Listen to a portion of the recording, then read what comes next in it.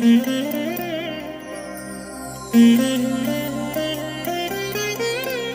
దినం పరము నుండి దిగివచ్చు మాట. ఇది నీ జీవితానికి వెలుగుల బాట. నీ ఒడిలో ఉంచబడిన దీవెనల మూట, అద్భుతాల ఆనంద ఊట. జూలై 20.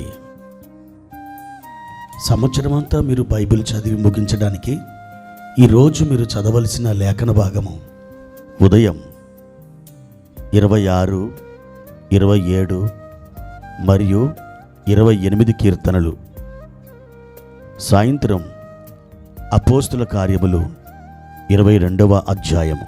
ప్రియమైన దేవుని బిడ్డలారా, ఈ ఉదయకాల సమయంలో ప్రభు యొక్క సన్నిధి మీకు తోడై ఉండునుగాక.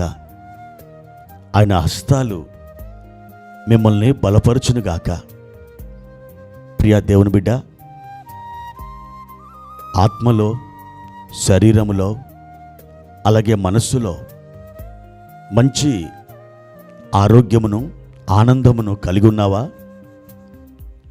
ప్రభు 2000 సంవత్సరాల క్రితం కల్వరి శిలువలో తన ప్రాణాన్ని అర్పించినప్పుడు నీకు ఈ విధమైన మేలులు దయచేయాలని, ఆయన కృప సమృద్ధిగా మీకు అనుగ్రహించాలని ఆయన తన రక్తాన్ని కార్చాడు. ఆయన మీకోసమై గాయపడ్డాడు. ఆయన మీకోసమై వెల చెల్లించాడు. కనుక సంపూర్ణంగా ఆయన మీద నమ్మకముంచి మీరు ఆయన చెప్పిన వాక్య ప్రకారం, ఆయన ఆజ్ఞల చొప్పున నడుచుకోవడానికి మీరు ప్రయత్నించండి. దేవుడు నిశ్చయముగా మీ జీవితంలో ఆనందకరమైన కార్యాలు జరిగిస్తారు. ఈ ఉదయకాలం ప్రభువారు మనకిచ్చిన వాక్య భాగాన్ని చదువుకుందాం. అపోస్తుల కార్యములు 13వ అధ్యాయము 22వ వచనం. నేను యెషై కుమారుడైన దావీదును కనుగొంటిని.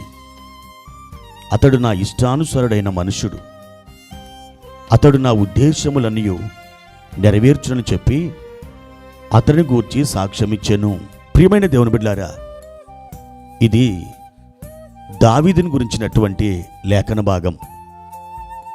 పరిశుద్ధాత్మ దేవుడు దావీదుని గురించి మాట్లాడుతూ, అతడు దేవుని ఇష్టానుసారుడైన మనుష్యుడు, లేదా అతడు నా ఇష్టానుసారుడైన మనుష్యుడు అని సెలవిస్తున్నారు.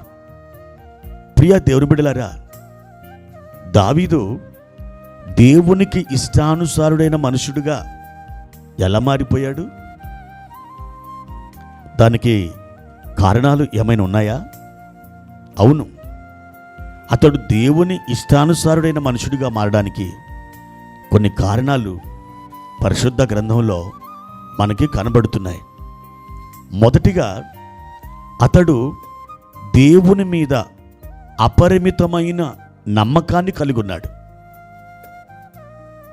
అతడు దేవుని యొక్క ఇష్టానుసారుడైన మనుష్యుడిగా మారడానికి అది మొదటి కారణం. ఈరోజు మీ నమ్మకం ఎవరి మీద? బంధువులా, స్నేహితులా, లేకపోతే డబ్బులా, బంగారమా, లేకపోతే మీరు కలిగి ఉన్నటువంటి ఆస్తులా? ఎవరి మీద మీ నమ్మకం? ఒకవేళ ఇప్పుడు చెప్పినట్లుగా వీటి మీద లేక వీరి మీద మీరు నమ్మకం ఉంచినట్లయితే ఒక దినం అవి కానీ లేదా వారు కానీ మీకు దూరం కావచ్చు. దేవుని మీద మీరు నమ్మకం నిలిపినట్లయితే తప్పకుండా మీరు ఆదరించబడతారు, మీరు బలపరచబడతారు, మీరు ఆశీర్వదించబడతారు. కనుక ప్రియ దేవుని బిడ్డ, దావీదు చెప్పినట్లు సదాకాలం నేను నా దేవుని మీద నా గురిని నిలుపుచున్నాను, ఆయన నా కుడి పార్శ్వమున ఉన్నాడు, నేను కదల్చబడను అని చెప్పినట్లు మీరు ఆయన మీద నమ్మిక ఉంచండి. ఆ నమ్మిక ఎన్నడూ కూడా మీరు ఓడిపోయే విధంగా చేయదు. మీరు జయించే రీతిగా ఆ నమ్మిక మిమ్మల్ని నడిపిస్తుంది. ఇకపోతే దావీదు దేవుని ఇష్టానుసారుడైన మనుషుడిగా మారడానికి రెండవ కారణం, అతడు నిరంతరం దేవుని యొక్క సన్నిధిని వెతుకుతూ ఉండేవాడు. అంటే ఆయన ప్రార్థిస్తూ ఉండేవాడు. కీర్తనల గ్రంథం చూసినట్లయితే అతడు ఎన్నోసార్లు దేవుని ఎదుట తగ్గించుకొని ప్రార్థించినట్లుగా మనం చూడగలం. మూడవదిగా అతడు దేవునికి ఎల్లప్పుడూ స్తుతులు చెల్లించేవాడు. అవును ప్రియులారా, మీరు చేసే ప్రార్థన కంటే గొప్పదేమిటో తెలుసా? స్తుతులు చెల్లించడం. మీరు కూడా దావీదు వలె దేవునికి నిరంతరం స్తుతులు చెల్లిస్తూ ఉండండి. ఆ స్తుతులే గొల్యాతును పడగొట్టినాయి. కాబట్టి మీరు దేవుని స్తుతిస్తూ ఉండండి. ఇక నాలుగవదిగా, దావీదు దేవుని ఇష్టానుసారుడైన మనుషుడిగా మారడానికి అతడు దేవుని సన్నిధిలో ఉపవాసం ఉండేవాడు. ఆయన ఒక రాజుగారు అయినప్పటికీ చాలా విరామము లేని ఒక పనులు అతడు కలిగి ఉన్నప్పటికీ దేవునికి ఇచ్చే సమయాన్ని అతడు దేవునికి ఇస్తుండేవాడు. దేవుని సన్నిధిలో ఉపవసించి ప్రార్థిస్తుండేవాడు. ఆ విధంగా దేవుని యొక్క ఇష్టానికి అతడు పాత్రుడైపోయాడు. అతడు దేవుని ఇష్టానుసారుడైన మనుషుడిగా మారడానికి ఐదో కారణం, అతడు దేవుని ఆలయం మీద ఒక వాంఛ కలిగి ఉన్నాడు. ప్రియ దేవుని బిడ్డలారా, తన కుమారుడైన సొలొమోను కట్టిన ఆ మందిరాన్ని వాస్తవానికి దావీదే కట్టాలనుకున్నాడు. కానీ దేవుడు అనుమతించలేదు. అతడు మక్కువ కలిగిన ఆ దేవాలయం తన ప్రాణములో ప్రాణమైపోయింది. మీరు దేవుని మందిరాన్ని ప్రేమించేవారిగా ఉన్నట్లయితే దేవుని ఇష్టానుసారుడైన మనుషుడిగా మీరు మారగలరు. ఇక ఆరవదిగా, దావీదు దేవుని యొక్క గద్దింపుని అంగీకరించేవాడు. ప్రియ దేవుని బిడ్డ, నాతాను ప్రవక్త దావీదును గద్దించినప్పుడు లోబడిపోయాడు.